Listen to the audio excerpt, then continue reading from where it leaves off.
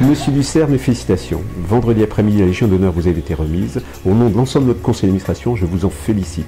Merci. Notons autre chose, vous êtes également président de la Proval-Bois, vice-président de la Fédération nationale du bois, président du club APM local, administrateur du Crédit Agricole Centre-Est et président du département 71 à cet égard.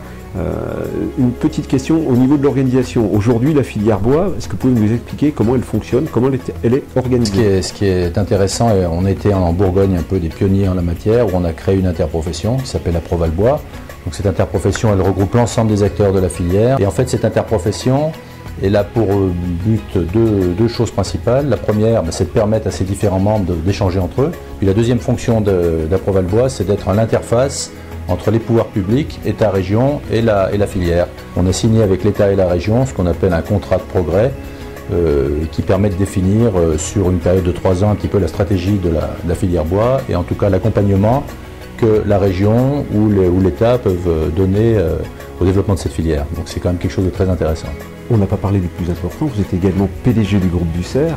À cet égard, une entreprise historique. Est-ce que vous pouvez nous expliquer un peu comment est organisé? Est-ce que c'est le groupe Dussert? En fait, le groupe Dussert, bon, c'est une entreprise ancienne. On en est à la 4e génération. C'était créé en 1885 par mon arrière-grand-père.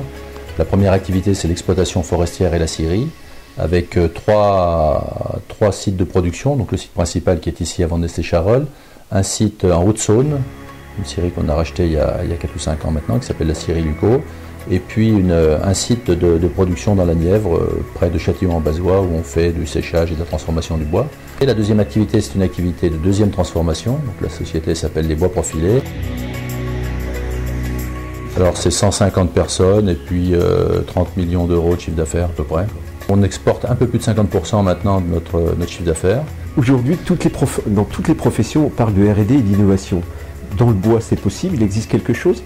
Écoutez, oui, nous on a toujours, je vous parlais tout à l'heure de cette nouvelle technologie, les bois modifiés thermiquement, donc c'est quelque chose qui nous intéresse déjà depuis une dizaine d'années. On a pu le concrétiser il y a seulement 2 ans maintenant, mais ce sont des nouvelles technologies et on essaie toujours d'avancer prudemment en la matière.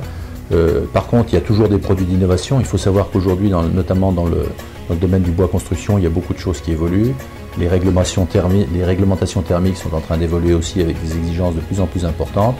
Et on vient de recruter là, un jeune ingénieur de l'école des arts et métiers de Cluny pour travailler sur un projet d'isolation des bâtiments par l'extérieur.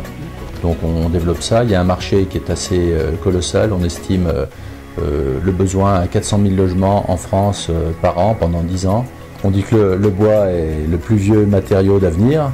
C'est une chose. Et puis là, je rappelle qu'on va organiser au niveau de la Proval-Bois un congrès comme on le fait chaque année. Et c'est le prochain congrès qui va avoir lieu bientôt. Là, ça s'appelle 2 mois point d'interrogation, l'âge du bois.